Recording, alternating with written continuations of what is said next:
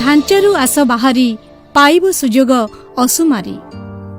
कहा जाए जदि जड़े पुरुष शिक्षित हुए तो केवल से ही शिक्षित होता है, किंतु जदि जड़े झील शिक्षित हुए तो एक नुआ शिक्षित समाज गठन करिपारे।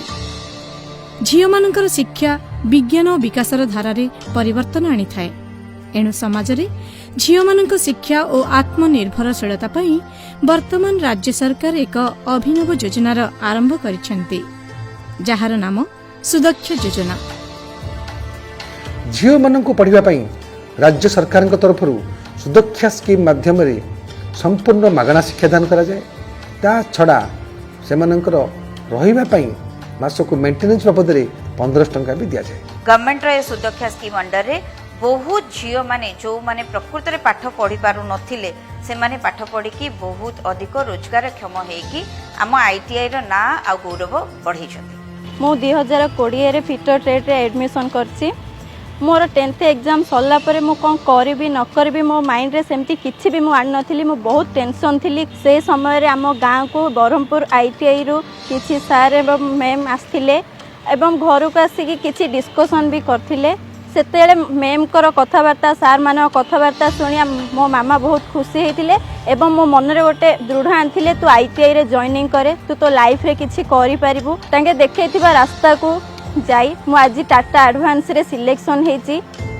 झियो मानक पास आउट हबा पूर्वरु ताको हाथ रे प्लेसमेंट सुविधा पाई जाउचंती, जोथिरे कि बहुत बड़ा एमएनसी कंपनी जागो योगदान दउचंती।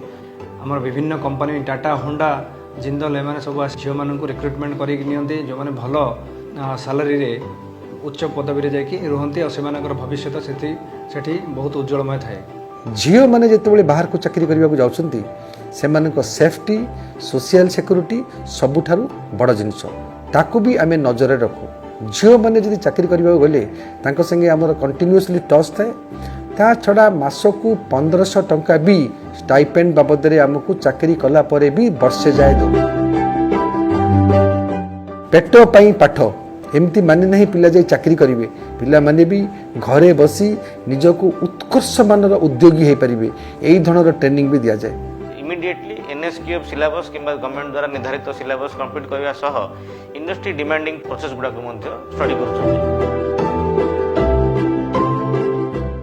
भारतर नामजादा कंपनी टाटा एडवांस सिस्टम रु आरंभ करके टीवीएस योकोहामा एवं स्नाइडर सारा भारत वर्ष रे कोण अनुकोण रे छात्र छात्री माने चाकरी पाइछन्ती। मते आंध्र प्रदेश रो फॉक्सलिंक कंपनी रे जॉब मिल जाईची, तेणु मु बहुत खुशी अछि। मु सिलेक्ट हे जाईची टाटा एडवांस रे हैदराबाद रे नेक्स्ट मंथ रे भी मु जाउची टाटा, तो बहुत खुशी लागुची। थैंक यू आईटीआई जोडा कि मु फिटेड ट्रेड रे पढी के आज बहुत गर्वित महसूस करछि। गर्वर सह कहूची I am skill in Odisha. अधिक विवरणी पाई निकटस्थ सरकारी आईटीआई बा गंजाम जिलार 5टी सरकारी आईटीआई यथा ब्रह्मपुर,